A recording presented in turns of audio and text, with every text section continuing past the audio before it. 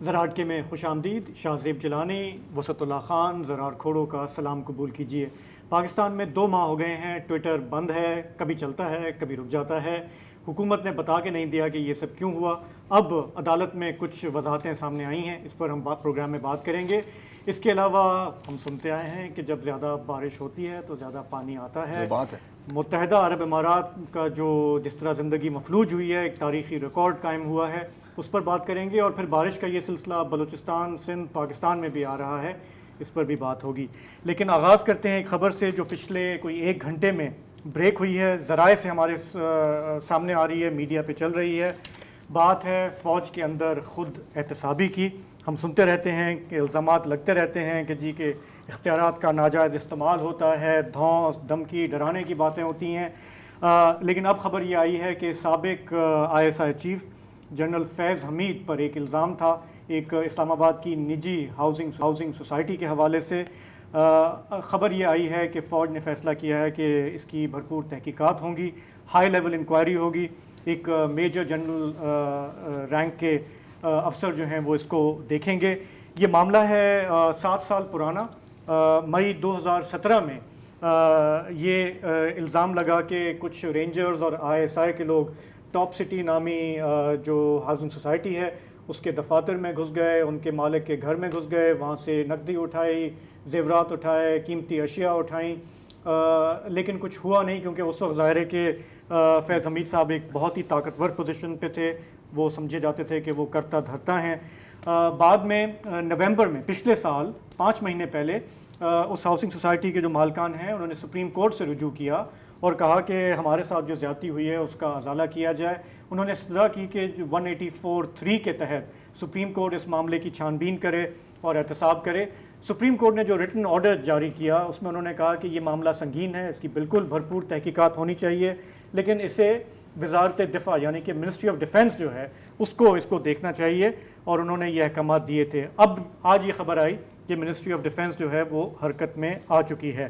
تو اصل معاملہ ہے کیا؟ کیونکہ ہماری یادداشت کمزور ہوتی ہے، بہت سارے اسکینڈل چل رہے ہوتے ہیں. تھوڑا سا اس کا پس منظر جاننے کے لیے ہم اسلام آباد چلتے ہیں. وہاں پہ ہمارے سینئر افتخار شیرازی ہمیں جوائن کر رہے ہیں. افتخار صاحب بتائیے گا یہ کیا معاملہ تھا کیا، اور اب اس پر کیا ایکشن ہو رہا ہے؟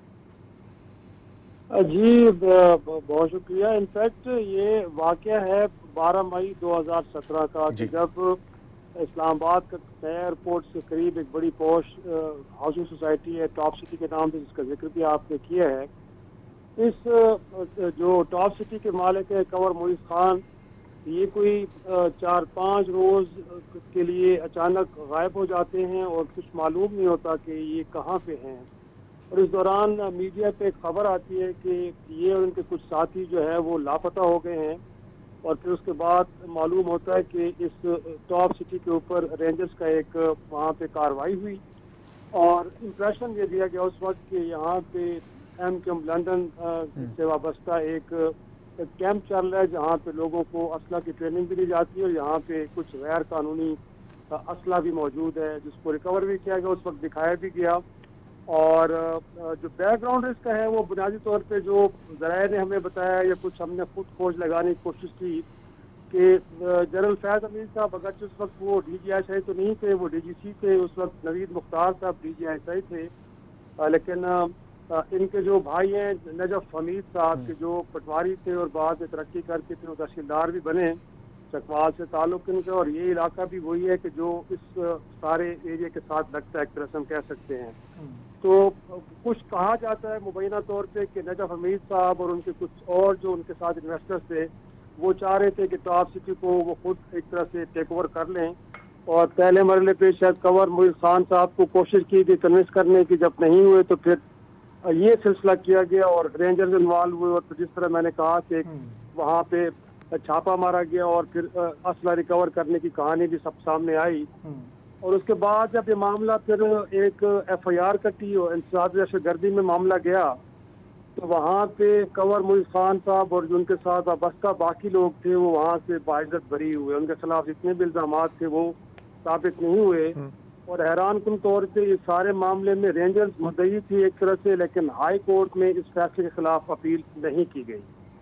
اور پھر ظاہر سی بات ہے جیسے اس سوسائٹی کے جو کرتا دھرتا تھے، مالکان تھے، انہوں نے انصاف کے لیے جہاں پہلے کہا کہیں اسٹیبلشمنٹ سے اس معاملے کو دیکھا جائے کہ کس طرح ایک پاورفل افسر نے اپنے اختیارات کو استعمال کرتے ہوئے رینجرز کے ذریعے ان کو ایک طرح سے ڈرانے دھمکانے کی اور سوسائٹی کو ہتھیانے کی کوشش کی، لیکن کچھ نہ ہوا تو پھر سپریم کورٹ میں وہ گئے جیسے آپ نے بتایا، بٹ سپریم کورٹ نے بھی اس معاملے کو خود ٹیک اپ کرنے کے بجائے مناسب یہ سمجھا کہ یہ وزارت دفاع کی طرف بھیجا جائے اور وہاں اس معاملے کو انویسٹیگیٹ کیا جائے.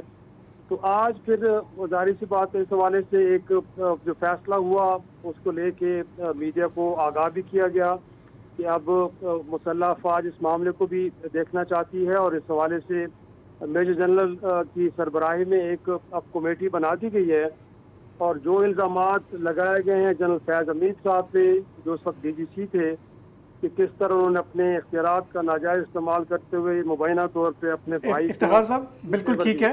اچھا اب یہ ذرا سا یہ بتائیں کہ ہم یہ جانتے ہیں کہ اپنا فیض حمید صاحب کا اپنا موقف بھی سامنے آئے گا اور فی الحال ہم یہ کہتے ہیں کہ جی کہ انوسنٹ انٹل پروون گلٹی. یہ کتنا غیر معمولی ہے؟ ہمارے یہاں الزامات تو سامنے آتے رہتے ہیں بٹ فوج کے اندر سے ایک سابق آئی ایس آئی چیف کے حوالے سے اس طرح انکوائری بنانا اتنی ہائی لیول، یہ حالیہ اس کی کوئی مثال ہے یا یہ بڑے عرصے بعد اس طرح ہو رہا ہے؟ دیکھیں خود احتسابی کا عمل تو فوج میں جاری رہتا ہے، تو اس میں کوئی شک نہیں ہے کہ ان کے ہاں ایک چیک برانچ ہے، پھر ان کے ہاں کورٹ مارشل سب کچھ چلتا رہتا ہے، لیکن اس کو پبلکلی اناؤنس کبھی بھی نہیں کیا جاتا. کبھی بھی ایسا نہیں ہوتا کہ جن لوگوں کو ٹرائل کیا جاتا ہے وہاں پہ ان کو جو سزائیں دی جاتی ہیں تو اس کی کوئی پبلک اناؤنسمنٹ بھی سامنے آئے. لیکن یہ بھی ایک اپنی طرف سے ایک نیا معاملہ ہے کہ جس میں درخواست گزار بنیادی طور پہ سویلینز ہیں.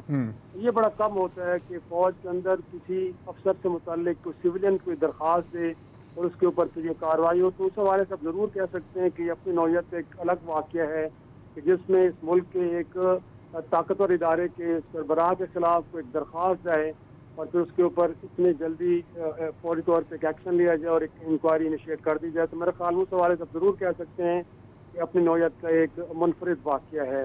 ٹھیک ہے. اب دیکھنا یہ ہے کہ جس طرح فیض آباد دھرنے میں ان کے بارے میں اس وقت بھی کہا جا رہا تھا کہ شاید جب ان کو سپریم کورٹ بلائے گی تو وہ نہیں جائیں گے، لیکن بہرحال وہ اپنی تحریری جواب کے ساتھ وہاں پہ پہنچے بھی صحیح.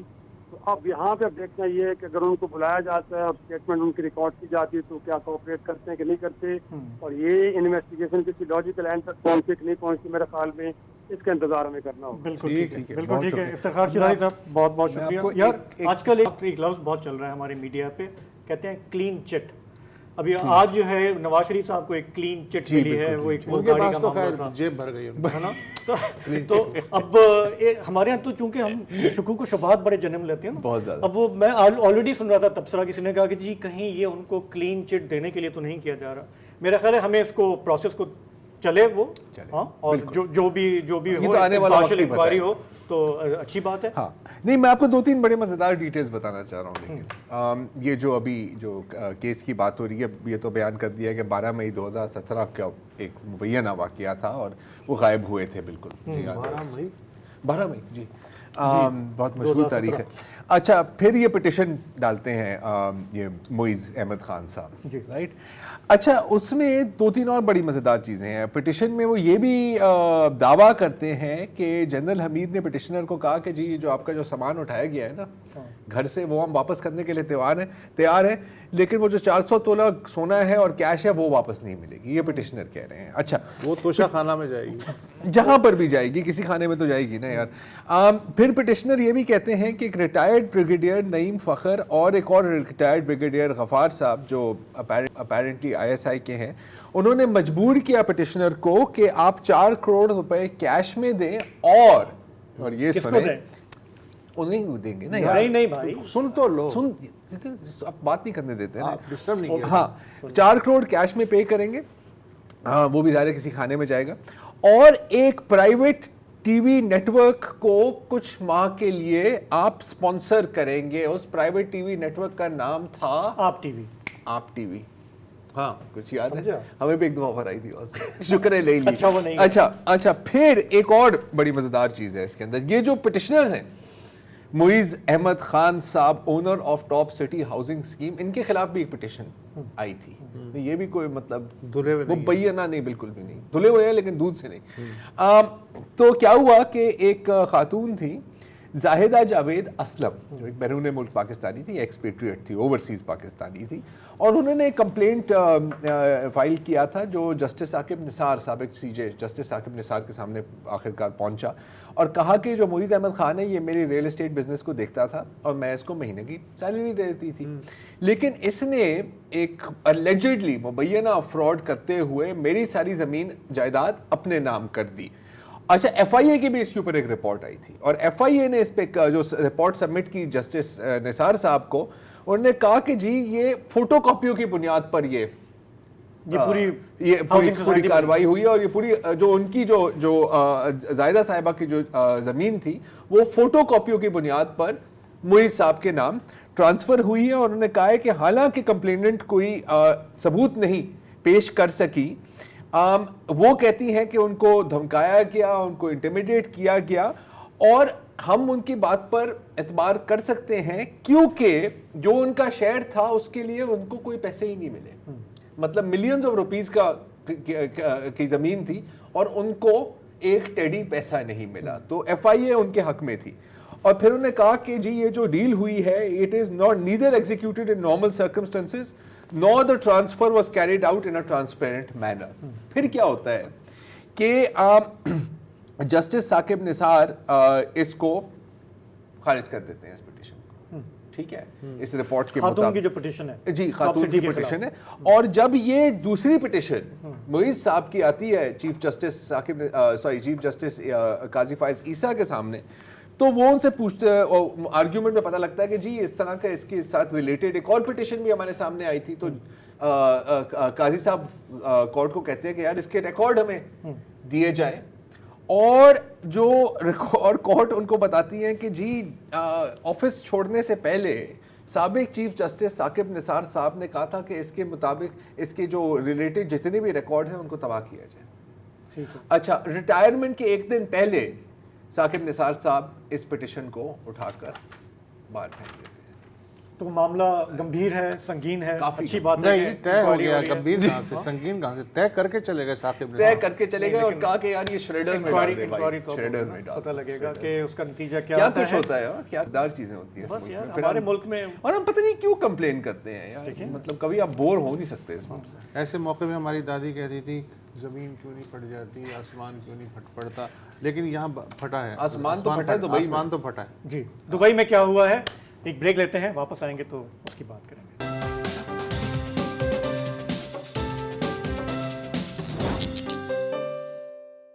Welcome back. सबसे पहले तो मैं बिलावल भुट्टो जरदारी से माफ़ी मांगना चाहता हूँ ज़ाती तौर पे, इसलिए कि जब उनके मुंह से ये निकला था कि जब ज़्यादा बारिश होती है तो ज़्यादा पानी होता है, तो ज़ाहिर है सभी ने कहा ये क्या बात हुई, लेकिन अब ये बात साबित हो गई है, और अगर यूएई वाले उनकी ये बात उन तक पहुँच जाती तो शायद वो बेहतर इंतज़ामात कर लेते।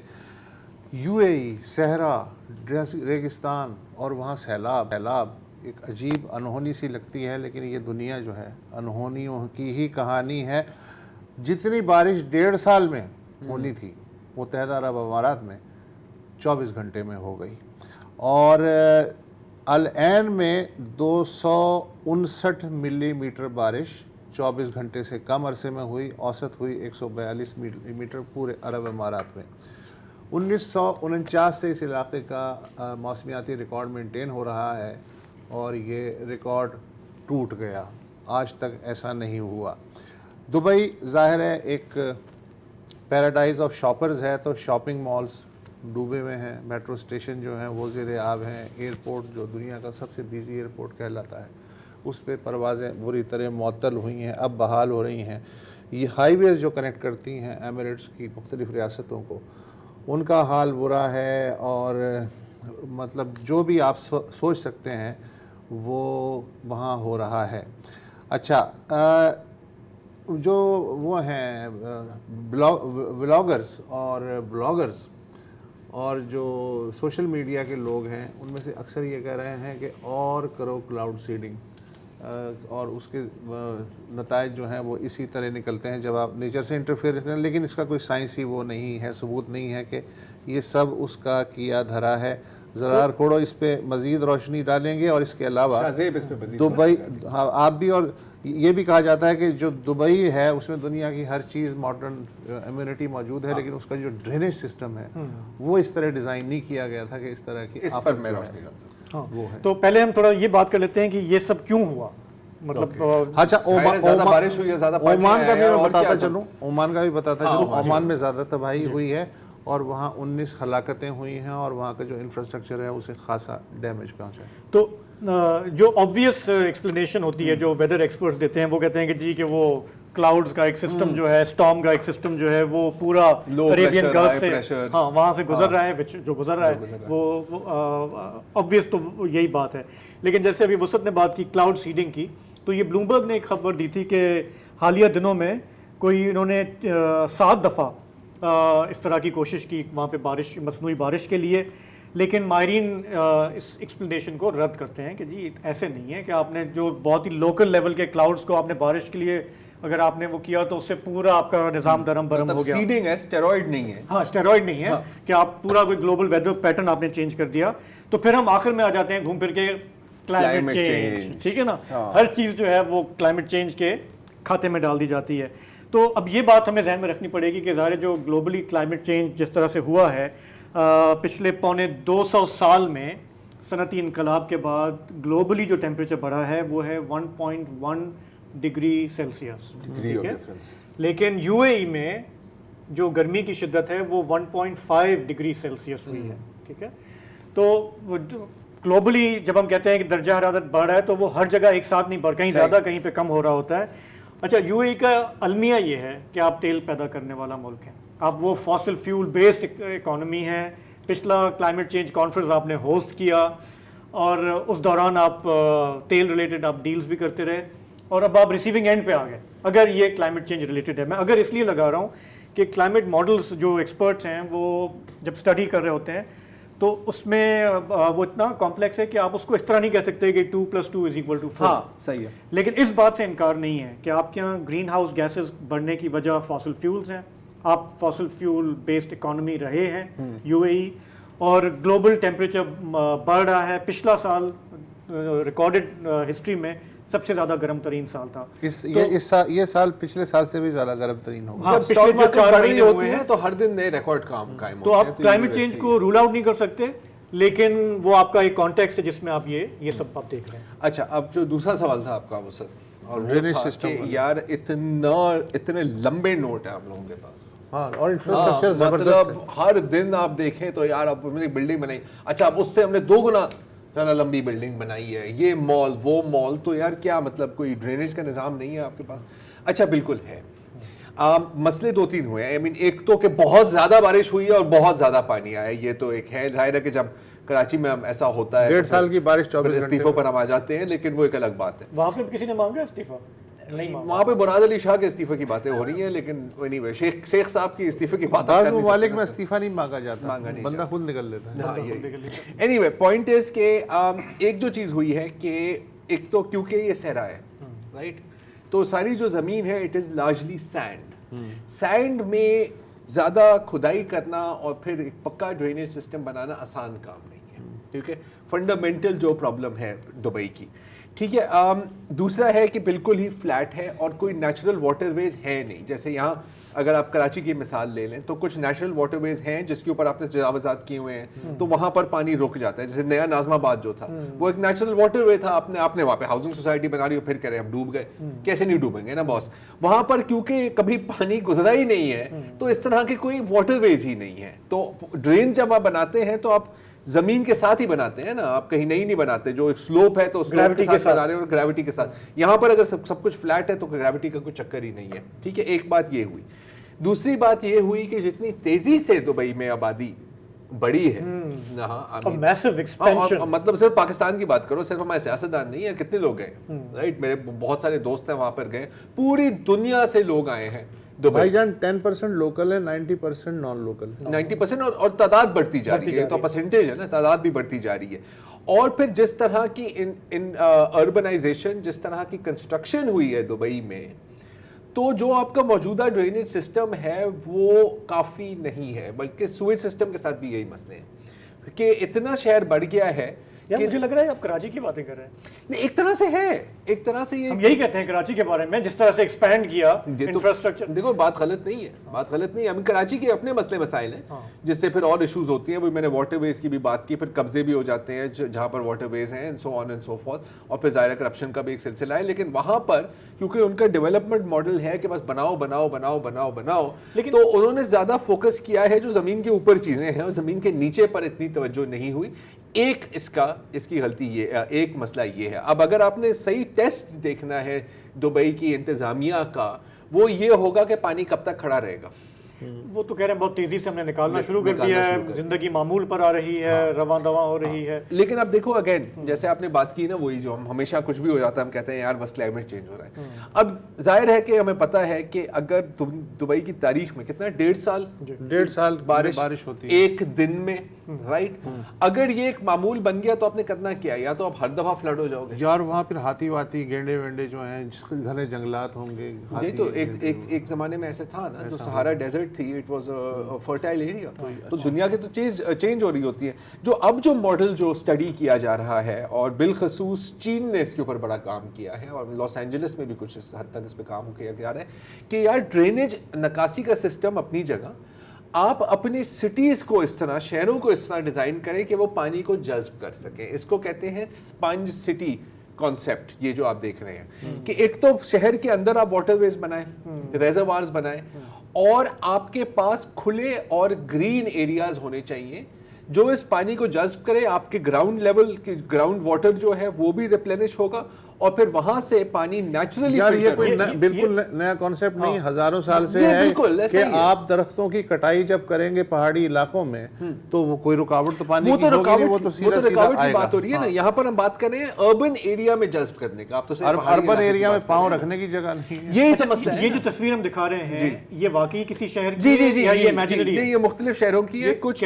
چائنا کے، اب مجھے ایگزیکٹ نہیں پتا کہ کون سا شہر کون سا ہے، لیکن this is where they have been done. کچھ یہاں چین کے بھی ہیں شہر، کچھ میرے خیال ہے امریکہ کے بھی ہیں. لیکن اب یہ اربن کانسیپٹ میں، اربن ڈیولپمنٹ میں یہ ہے، جیسے اب میں جب کینیڈا بھی گھوم رہا تھا نا پچھلی دفعہ، تو اگین آپ جا رہے ہو ایک دم سے ایک جھیل آ جاتی ہے، ایک دم سے ایک تھوڑا سا باغ آ جاتا ہے. اب یہاں پر اگر ہم دوبارہ اگر ہم کراچی کی طرف آئیں، مسئلہ یہ ہے کہ جہاں پر جھیل ملے گی یا جہاں پر باغ ملے گا تو پھر آپ کو پتا ہے وہاں پہ قبضہ مافیا بھی ملے گا، وہاں پہ ہاؤسنگ سوسائٹی بھی بن جائے گی. جو شہر تیزی سے تباہ ہو رہا ہے وہ اسلام آباد ہے. وہاں پہ آپ کو گرین سپیسز جو تھے وہی ہو رہا ہے نا، بہت تیزی سے یہ قبضے بھی ہو رہے ہیں، روڈ بھی بن رہے ہیں، کٹائیاں بھی ہو رہی ہیں. تو ہم تو زرعی زمین پر بھی ہاؤسنگ سوسائٹیز بنا رہے ہیں، وہ تو ایک الگ بات ہے. تو پوائنٹ اس کے سولوشن یہ ہے اگر کوئی اس کو فالو کرنا چاہے تو. کوئی فالو نہیں کرے گا. میں وقفہ لے رہا ہوں، وقفے کے نہیں کریں گے. بعد پاکستان میں جو ہے اس سے کیا تباہی ہو رہی ہے یا ہونے والی ہے، اس پہ تھوڑی سی بات کرتے ہیں.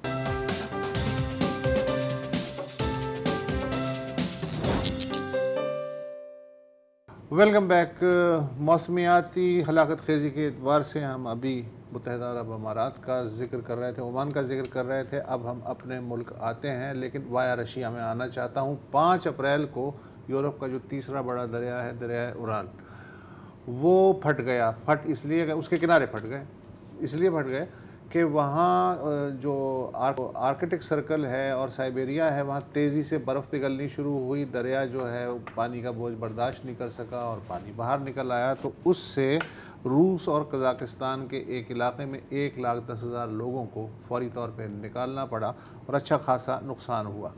قزاقستان سے نیچے ہے افغانستان. افغانستان میں پچھلے ہفتے جو بارشیں ہوئی ہیں، 3 دن مسلسل بارشیں ہوئیں، اس میں 50 ہلاکتیں ہوئی اور 23,000 خاندانوں کو ادھر سے ادھر محفوظ صوبوں میں منتقل کرنا پڑا. افغانستان کے 34 میں سے 20 صوبوں میں بارش سے متاثر ہوئے ہیں. اس کے نیچے ہے پاکستان، اور پاکستان کا بھی صوبہ خیبر پختونخوا.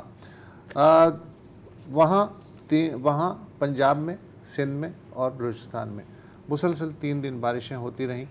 50 سے زائد کل ملا کے ہلاکتیں ہوئی ہیں. خیبر پختونخوا میں زیادہ ہوئیں، 31 کے لگ بھگ، پنجاب میں 21 اور 8 بلوچستان میں. پشاور اور کوئٹہ میں سیلابی کیفیت پیدا ہو گئی. اور یہ ہو رہا ہے اس موسم میں کیا بارشیں ہونی چاہیے یا نہیں ہونی چاہیے. 2022 میں بھی مارچ اپریل میں پاکستان میں گرمی کی ایک شدید لہر آئی تھی اور اس کے بعد غیر متوقع بارشیں ہوئی تھیں. پھر تقریباً 1/3 پاکستان ڈوب گیا تھا. آپ کو یاد ہوگا 3.5 کروڑ لوگ جو ہیں وہ بے گھر یا پریشان ہوئے تھے. اور اس دفعہ 22 میں گرمی کی لہر آئی اور اس دفعہ جو ہے مارچ اپریل میں یہ بے موقع بارشیں آ گئی ہیں. محکمہ موسمیات کے ڈی جی سردار سرفراز صاحب ہمارے ساتھ موجود ہیں. سردار صاحب تھینک یو فار جوائننگ اس. یہ بتائیے کہ یہ ہو کیا رہا ہے؟ کیا ہم سے کلائمیٹ کی ٹرین چھوٹ گئی ہے یا یہ ایک حسن اتفاق کہہ سکتے ہیں ہو کیا، یا یہ ایک مستقل پیٹرن بننے جا رہا ہے؟ جی بہت شکریہ جی وسط صاحب. دیکھیے کلائمیٹ چینج کی ہی وجہ سے مطلب مین وجہ تو وہی ہے کہ جو آپ کے ہاں ایکسٹریم ایونٹس کی فریکوینسی بڑھتی جا رہی ہے. اس میں ظاہر ہے کہ انٹینس رین فال بھی ہے اور جیسے آپ نے ذکر کیا کہ یہ سیزن ایسا ہوتا ہے یعنی April one of the driest month ہوتا ہے پاکستان میں. اکتوبر نومبر اپریل اس میں بہت کم بارشیں ہوتی ہیں خاص کر ساؤتھ پاکستان میں. یعنی اس میں سندھ ہم شامل کر سکتے ہیں، جنوبی بلوچستان شامل کر سکتے ہیں.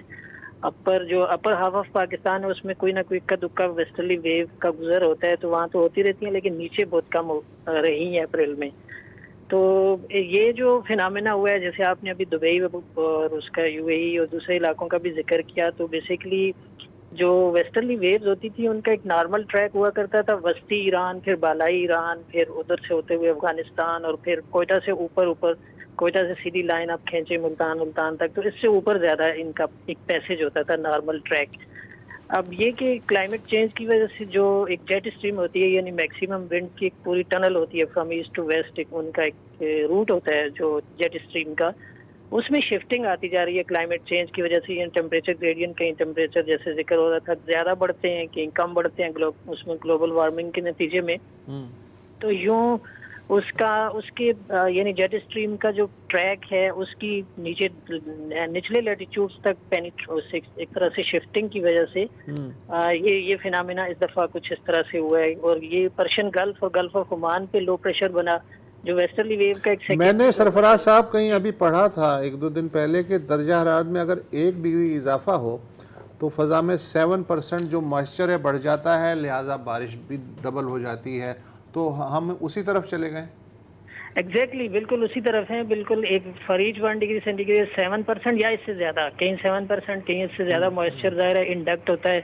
تو ایواپوریشن ریٹ بھی بڑھ رہا ہے اور اس کے ساتھ ساتھ اس کی جیسے کہتے ہیں نا انسٹیبلٹی ایٹماسفیئر میں بہت زیادہ بڑھ جاتی ہے. اور پھر یہ جو سیزن ہوتا ہے یعنی اپریل کا سیزن، مارچ سے آپ اپریل میں ٹرانزیشن ہوتی ہے تو تھوڑا سا گرمی اس میں کنویکشن کا ایلیمنٹ شامل ہو جاتا ہے. یعنی یو اے ای ہم سب جانتے ہیں کہ وہ ایریا ڈیزرٹ ایریا ہے، اس میں ٹیمپریچر زیادہ ہو جاتے ہیں. پاکستان کے ساؤتھ میں بھی اپریل میں اچھی خاصی گرمی پڑتی ہوتی تھی لیکن لکیلی اس دفعہ بارشیں چل رہی ہیں تو اتنی زیادہ گرمی ابھی تک نہیں پڑی. تو وہ گرمی بھی ایک طرح سے کنویکٹیو انرجی اس میں ایک طرح سے انڈکٹ ہوتی ہے، تو جو اپ ڈرافٹ کرنٹس ہوتی ہیں وہ زیادہ وائلنٹ ہو جاتی ہے. تو یہ اس طرح سے کہہ لیں کہ میکینزم ہے اس کا. یعنی ہم اسے پڑھ سکتے ہیں، دیکھ سکتے ہیں، سن سکتے ہیں لیکن کر کچھ نہیں سکتے. کر سکتے ہیں کچھ؟ انفارچونیٹلی کرنے کا دیکھیے آپ ہر سال وہ ہوتی ہے سی او پی کانفرنس آف پارٹیز، اس میں وعدے وعید ہوتے ہیں. ساری دنیا کے ممالک 190-92 مل کر بیٹھتے ہیں اور کہتے ہیں جی گرین ہاؤس گیسز کی اس کا اخراج ہم کم کریں گے، کٹ ڈاؤن کریں گے. اور اس کے پیچھے ظاہر ہے کہ آپ کی انڈسٹریلائزیشن ہے، ٹرانسپورٹ ہے، انرجی پروڈکشن ہے جو آپ فوزل فیول اور اس سے گیس سے اور کوئلے سے پیدا کرتے ہیں. تو سب سے زیادہ کنٹریبیوشن ان چیزوں کا ہے. تو جب تک کہ ان میں بہت ڈراسٹک کمی نہیں کی جائے گی، یعنی اس لاسٹ سی او پی میں بھی یہ وعدہ ہوا تھا کہ 2030 تک آئی تھنک جو میں اگر فگر مجھے صحیح یاد ہے کہ 30% تک ہم کمی لائیں گے اس میں گرین ہاؤس گیسز کی جو اخراج ہے اس میں. لیکن اب 2024 سے میں ہم گزر رہے ہیں تو ابھی تک تو 30% کے میرے خیال میں 10% بھی شاید نہیں، نہیں یہ تو ہوئی. مشکل ہے. اچھا سر جی، اب ظاہر ہے کہ دیکھیں تباہی آتی ہے اور یہ ایک انپریڈکٹیبل ہے، تو میں آپ سے یہ نہیں پوچھوں گا کہ کب تک اس طرح کے چینجز ہوں گے، چلیں گے یا نہیں چلیں گے. تباہی آتی ہے، سیلاب آتے ہیں. ریزیلینس کی بھی میں بات نہیں کروں گا کیونکہ وہ تو زیادہ انفراسٹرکچر کی بات آ جاتی ہے، وہ آپ کا شعبہ نہیں ہے. لیکن کیا اس میں وہ جو کہتے ہیں کوئی سلور لائننگ بھی ہے ہمارے لیے؟ کیونکہ آپ کو پتہ ہے پاکستان ایک واٹر سٹریسڈ کنٹری بھی ہے. ہمیں پتہ ہے کہ ہمارے کچھ دریائے سندھ کبھی کبھی بالکل ہی جیسے لگتا ہے جیسے سوکھا ہوا ہے، اور بہت علاقے ہیں بالخصوص بلوچستان جہاں پر آپ ایگریکلچر کرنا بڑا مشکل ہوتا ہے کیونکہ گراؤنڈ واٹر ہی نہیں ہے. تو اگر ہم اس ساری تباہی کے باوجود آپ کو لگتا ہے کہ کچھ کہیں اگر ہم تھوڑا سا سوچ سمجھ کر کام لیں یا اس کا فائدہ اٹھانے کی کوشش کریں تو کچھ فائدہ بھی ہو سکتا ہے اس کلائمیٹ چینج کے سلسلے کا؟ بالکل ہو سکتا ہے جی. اگر دیکھیں اگر ہم 2022 کی مثال لینا تو جو جنوبی پنجاب میں اتنی فلیش فلڈنگ ہوئی تھی ڈیرہ غازی خان کا جو کوہ سلمان کا پہاڑی سلسلہ ہے اور نیچے بلوچستان تک پھیلتا ہے وہ، تو ایک سٹڈی میں نے دیکھی تھی کہ وہ جو پانی 15 دن میں جتنی بارش ہوئی تھی، اگست کے 15 دنوں میں جتنی بارش ہوئی تھی، that water was equal to 1/4 of the Mangla dam capacity. تو اگر ہم اس طرح کی چیزیں یعنی اس طرح کا پانی جب ہم سٹور کر لیں، اگر کوئی ایسا میکینزم بنا لیں تو آڑے وقت میں وہ ہمیں کھیتی باڑی کے بھی کام آئے، زراعت کے بھی کام آئے، دوسری چیزوں کے کام آئے، اور اس وقت اس سے اتنی تباہی بھی نہ ہو. تو اب اس طرف مطلب اڈیپٹیشن یہی ہے، کلائمیٹ چینج اڈیپٹیشن، کہ آپ اس کے ساتھ ساتھ ریزیلینس پیدا کریں، اور جو زیادہ بارشیں یا بہت زیادہ سیلابی کیفیت ہوتی ہے تو اس سے آپ بالکل اس کو ایوائڈ تو نہیں کر سکتے، لیکن آپ اس کے نقصانات کو میٹیگیٹ کر سکتے ہیں. کوئی اس طرح کی پلاننگ کرنی ہوگی ہمیں، ادروائز تو سرفراز صاحب آپ کا بڑا اہم رول ہے ویدر فور کاسٹنگ کے حوالے سے. ابھی ہم نے دبئی میں بھی یہ دیکھا، یو اے ای میں، کہ چونکہ ان کو پتہ تھا کہ یہ اتنی شدید بارشیں ہوں گی، انہوں نے سارے اسکول پہلے سے بند کر دیے، آفسیں بند کر دی، لوگوں کو کہا کہ آپ گھروں پہ رہیں تاکہ کم سے کم اس کا نقصان ہو. تھوڑا سا اب یہ ہمیں بتا دیں ہمارے دیکھنے والوں کو بھی کہ یہ جو سلسلہ پاکستان میں داخل ہو چکا ہے گوادر کے راستے، بلوچستان کے راستے، تو آنے والے 1-2 دن میں کہاں کہاں امپیکٹ آئے گا تاکہ ہم سے پھر جو ہو سکتا ہے تو ہم وہ احتیاطی تدابیر لیں. دیکھیں اس میں سب سے زیادہ متاثر تو بلوچستان اور کے پی لگ رہا ہے، کیونکہ کے پی میں ادھر افغانستان کے مطلب مڈل آف افغانستان سے اوپر کا جو ایریا اس سے کرنٹ بھی ادھر کے پی میں داخل ہوتی ہیں، اور ادھر سے موئسچر بھی جاتا ہے عربین سی سے بھی اور گلف آف عمان وغیرہ سے بھی. تو گزشتہ رات سے بارش چل رہی ہے، جو آپ کے جیوانی اور گوادر شہر ہیں اور پسنی اور پنجگور تربت، ان پورے علاقوں میں بہت تیز اسپیل ہو چکا ہے، یعنی 85 ملی میٹر 95 ملی میٹر یہ فگرز ہیں گوادر اور اس کی آپ کی جیوانی شہر کی، اور اسی طرح سے 40 ملی میٹر سے اوپر. تو یہ کل دن بھر یہ سلسلہ ادھر رہے گا، وقفے سے کبھی ماڈریٹ اور کسی وقت انٹینس اسپیل ہوگا پورے مکران ڈویژن میں.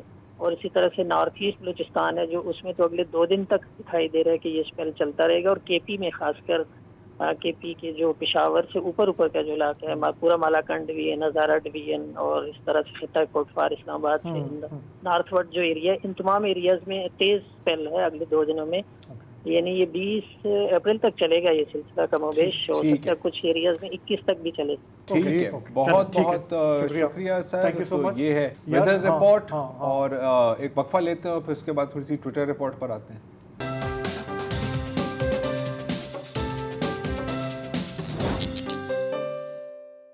17 فروری کو اچانک پاکستان میں ٹویٹر بند ہو جاتا ہے، اور پہلے تو حکومت میں کوئی ماننے کے لیے تیار ہی نہیں تھا کہ کچھ ہوا بھی ہے. انٹیریئر منسٹر ہو یا انفارمیشن منسٹر ہو، سب کہہ رہے تھے کہ یار آپ کی غلط فہمی ہے، شاید آپ کو وہم ہے، شاید آپ پاگل ہو گئے، اور انگریزی میں اسے ہم گیس لائٹنگ کہتے ہیں. لیکن پھر کچھ ضدی لوگوں نے سندھ ہائی کورٹ اور اسلام آباد ہائی کورٹ میں پٹیشنز دائر کی اور کہا کہ جی یہ تو انصاف اور آزادی اظہار کے خلاف ہے، ایسا تو نہیں چل سکتا. اور آج ان دونوں سماعتوں کی ہیئرنگ ہوئی ہے. اس سے پہلے 20 مارچ کو بالآخر انٹیریئر منسٹری نے سندھ ہائی کورٹ کو کہا کہ نہیں جی ہم نے ہی کیا تھا، اور ایک خط پیش کیا گیا.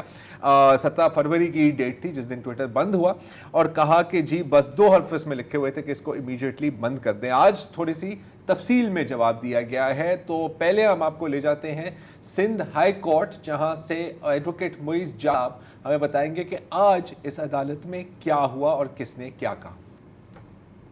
جی آج ہماری پٹیشن جو ہے وہ ایک بار پھر سے لسٹڈ تھی، اور آخرکار تمام جو لوازمات ہوتے ہیں ایک کورٹ ہیئرنگ کے، تمام فریقین کی طرف سے جواب آ جانا اور تمام جو لوگوں کی حاضری ہے وہ ہو جانا، یہ سب پورے ہو گئے تھے آخرکار.